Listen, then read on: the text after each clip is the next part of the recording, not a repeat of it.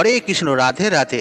নমস্কার বন্ধুরা। আজ এই ভিডিওর মাধ্যমে যে আমি আপনাদেরকে জানিয়ে দেব, সামান্য 5টি টাকা খরচা করে পবিত্র জন্মাষ্টমীর দিন যদি আপনার বাড়িতে এই একটি জিনিস আনতে পারেন, তাহলে প্রভু শ্রীকৃষ্ণের কৃপায় আপনাদের জীবনে কখনোই আর্থিক কষ্টের করাল ছায়া পড়বে না। বন্ধুরা, অর্থ যেখান থেকেই হোক আপনাদের হাতে আসবে এবং অর্থ উপার্জনের বিভিন্ন পথ কিন্তু আপনাদের ভাগ্যে খুলে যাবে। বন্ধুরা, অত্যন্ত পবিত্র এই জিনিসগুলি, আর আপনি যদি এই জিনিস একটি ক্রয় করে আনতে পারেন জন্মাষ্টমীর দিন এবং আপনারা যদি মনে ভক্তি শ্রদ্ধা রেখে বিশ্বাস রেখে নিয়ে আসুন, আমি আপনাদের কথা দিচ্ছি অবশ্যই আপনারা উপকৃত হবেন। বন্ধুরা, এই কথা সত্য যে প্রভু শ্রীকৃষ্ণের জন্ম উৎসব অর্থাৎ পবিত্র জন্মাষ্টমীর দিন এমন কিছু কিছু জিনিস রয়েছে, তা যদি আপনি আপনার গৃহে নিয়ে আসতে পারেন এবং ভগবানকে নিবেদন করতে পারেন, এবং সেক্ষেত্রে প্রভু শ্রীকৃষ্ণের সাথে সাথে মাতা লক্ষ্মীও অত্যন্ত পরিমাণে প্রসন্ন হন। এছাড়াও সমস্ত দেবদেবতাও প্রসন্ন হন। বন্ধুরা, আজ যে জিনিসগুলি আপনাদেরকে জন্মাষ্টমীর দিন আনার কথা বলবো, এই জিনিসগুলির মধ্যে অত্যন্ত পজিটিভ শক্তি বিদ্যমান রয়েছে। আর যদি আপনারা এই জিনিসগুলির মধ্যে একটিও জিনিস নিজের বাড়িতে ক্রয় করে আনতে পারেন, তাহলে আপনাদের গৃহের অন্দরে অত্যন্ত পরিমাণে শুভ শক্তি বিরাজ করবে। জন্মাষ্টমীর মতন পবিত্র দিনে এই জিনিসটি আনলে শুধু যে প্রভু শ্রীকৃষ্ণ প্রসন্ন হবে তা নয়, কিন্তু বন্ধুরা, এবং কি মা লক্ষ্মীর কৃপাদৃষ্টি আপনাদের ওপর সদা সর্বদাই কিন্তু থাকবে। আর যার ফলে আপনাদের জীবনে যেরকমই অর্থকষ্ট সমস্যা থাকুক না কেন, সেখান থেকে আপনারা কিন্তু খুব সহজেই রেহাই পাবেন। তাই বন্ধুরা, ভিডিওটি শুরু করার আগে আপনাদের কাছে একটা ছোট্ট অনুরোধ রইল, আপনারা যদি এই ভিডিওটি দেখে উপকৃত ও সমৃদ্ধ হলে অতি অবশ্যই ভিডিওতে একটি লাইক দেবেন। আর আপনার বাড়িতে যদি ছোট্ট গোপাল সোনা থেকে থাকে, তাহলে কমেন্টে জয় শ্রীকৃষ্ণ রাধে রাধে লিখে কমেন্ট অবশ্যই করবেন, এবং ভিডিওটি যতটা পারবেন বন্ধু বান্ধব আত্মীয়জনদের সাথে শেয়ার অবশ্যই করবেন, তথা এই বিষয়গুলি যেন তারাও জানতে পারে। আর আপনি যদি আমার চ্যানেলে নতুন হয়ে থাকেন, তাহলে চ্যানেলটি সাবস্ক্রাইব করার অনুরোধ রইল আপনাকে। তবে চলুন বন্ধুরা, ভিডিওটি শুরু করা যাক। বন্ধুরা, আপনাদেরকে আমি একটা ছোট্ট উপায়ের কথা বলবো, আর সেটি আপনারা এই জন্মাষ্টমীর দিন করুন। আশা করছি এবং ভগবানের কাছে প্রার্থনা করছি আমি, আর আপনাদের জীবন থেকে অনেক প্রকার সমস্যা খুব সহজেই দূরীভূত হয়ে যাবে। বন্ধুরা, এই জন্মাষ্টমীর দিন আপনারা কি করবেন, চলুন আপনাদেরকে আমি স্টেপ বাই স্টেপ জানিয়ে দিই। আর আপনারা যদি মনের ভক্তি শ্রদ্ধা রেখে বিশ্বাসের সাথে করতে পারেন, এর ফলাফল আপনি 24 ঘন্টার মধ্যেই পাবেন।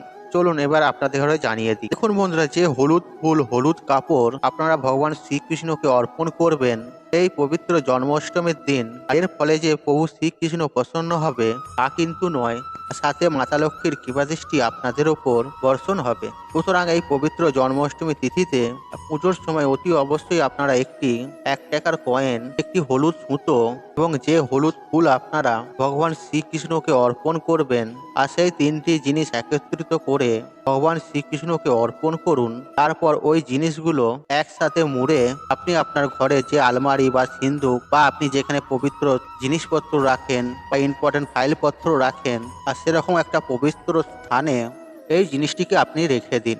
আর এর ফলে দেখবেন আপনাদের জীবনে আপনাদের যেসব আর্থিক সমস্যা চলছিল, সেগুলো কিন্তু অনেকটাই দূরীভূত হবে, এবং কি আপনাদের হাতে অর্থ আসতেই থাকবে এবং আপনারা বিশেষ করে অর্থ সঞ্চয় করতে সক্ষম হবেন। তাই সুতরাং বন্ধুরা, এই উপায়টি আপনারা অবশ্যই করে দেখুন। মনের বিশ্বাস ভক্তির সাথে ফল পাবেন হাতে নাতে। একটি 1 টাকার কয়েন, হলুদ একটি সুতো এবং হলুদ ফুল, আর এই 3টে জিনিস কিন্তু আপনাদেরকে আপনাদের গোপাল ঠাকুর বা শ্রীকৃষ্ণের চরণে নিবেদন করে দিতে হবে। এবং পুজো হয়ে যাওয়ার পরের দিন যখন আপনারা ব্রত ভঙ্গ করবেন, আর তখন কিন্তু এই জিনিসটি নিয়ে এই রূপ স্থানে রেখে দেবেন, আপনি হাতে নাতে ফল পাবেন এর। বন্ধুরা, এরপর আমরা জেনে নেব যে আপনারা পবিত্র জন্মাষ্টমীর দিন কি এমন ক্রয় করে নিয়ে আসবেন যে আপনারা সৌভাগ্যের অধিকারী হবেন। বন্ধুরা, সেই সম্পর্কে বন্ধুরা প্রথমেই আপনাদেরকে যে বিষয়টি জানাবো তা হলো, দেখুন বন্ধুরা, ভগবান শ্রীকৃষ্ণকে পীতাম্বর বলা হয় কারণ বন্ধুরা হলুদ রং শ্রীকৃষ্ণের অত্যন্ত পছন্দের। তাই বন্ধুরা, এই জন্মাষ্টমীর দিন আপনারা হলুদ রঙের বস্ত্র যদি অর্পণ করতে পারেন, উনি কিন্তু অত্যন্ত খুশি হন। তথা আপনারা এই দিন অতি অবশ্যই হলুদ ফুল কৃষ্ণগোপালকে অবশ্যই অর্পণ করবেন। তাহলে দেখবেন ভগবান শ্রীকৃষ্ণের আশীর্বাদে আপনার মান সম্মান বৃদ্ধি পাবে এবং তাতে উনি পরম খুশিও হবেন। এবং শ্রীকৃষ্ণ যদি খুশি হয়, তাহলে সেই ভক্তের ওপর সমস্ত দেবদেবীও খুশি হবে এবং আশীর্বাদ বিদ্যমান থাকে। কারণ শ্রীকৃষ্ণ হলো পরমেশ্বর ভগবান। অর্থাৎ আপনারা যদি এইভাবে ওনাকে খুশি করতে পারেন, তাহলে আপনার মনস্কামনা মনোবাসনা যেটাই আপনাদের আছে অতি তাড়াতাড়ি পূর্ণ হবে। বন্ধুরা, দ্বিতীয় যে জিনিসটি আপনারা নিয়ে আসবেন এই পবিত্রতম জন্মাষ্টমীর দিনে, আর সেটি হচ্ছে পদ্ম ফুল। এই পদ্ম ফুল ভগবান শ্রীকৃষ্ণের এবং মাতা লক্ষ্মীর অত্যন্ত প্রিয়।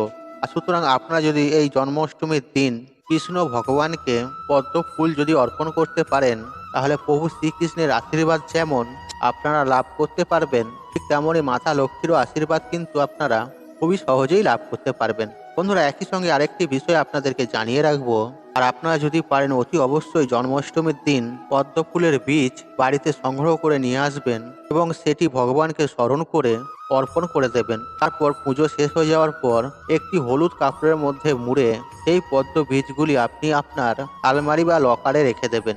এর ফলে দেখবেন প্রভুর কৃপায় আপনাদের জীবন থেকে সমস্ত প্রকারের টাকা পয়সা সংক্রান্ত যে সমস্যা চলছিল বা আছে, সেগুলো কিন্তু অনেকখানি কেটে যাবে এবং বিভিন্ন পথ থেকে আপনাদের হাতে অর্থ আসতে থাকবে।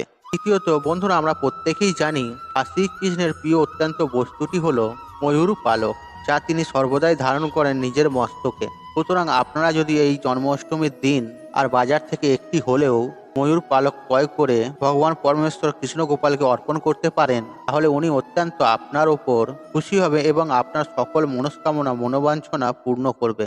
এছাড়াও বন্ধুরা, এই ময়ূর পালক যদি গৃহে রাখা যায়, তাহলে গৃহের মধ্যে অত্যন্ত পরিমাণে পজিটিভ এনার্জি বৃদ্ধি পায় তথা অনেক প্রকারের বেনিফিট কিন্তু লাভ হয়। এছাড়াও আপনারা যদি এই জন্মাষ্টমীর দিন শ্রীকৃষ্ণকে অর্পণ করা ময়ূর পালকটি আপনাদের যদি ঈশান কোণে রেখে দেন বেডরুমের, তাহলে আপনাদের ঘর থেকে সমস্ত রকমের নেতিবাচক শক্তি দূর হবে এবং ইতিবাচক শক্তির আগমন ঘটবে। হয়তো আপনাদের দু স্বামী স্ত্রীর মধ্যে প্রেম ভালোবাসা নেই, তর্ক বিতর্ক রয়েছে, তাহলে আপনারা সেই ময়ূরের পালকটি আপনাদের যেখানে নিজেদের জামা কাপড় রাখেন সেখানে রেখে দিন, আলমারির ভেতর রেখে দিন।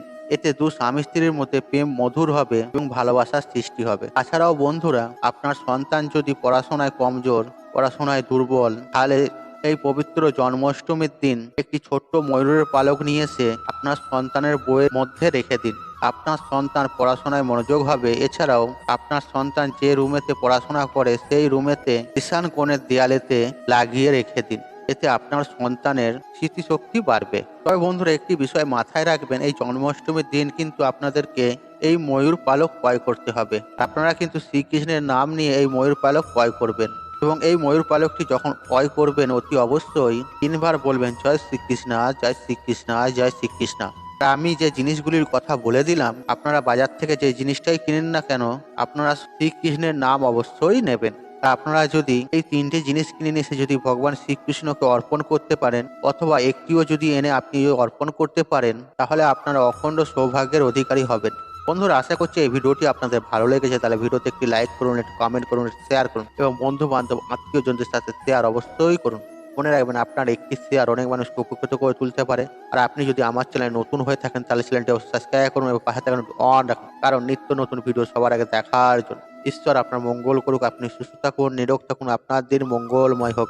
হরে কৃষ্ণ কৃষ্ণ কৃষ্ণ হরে হরে।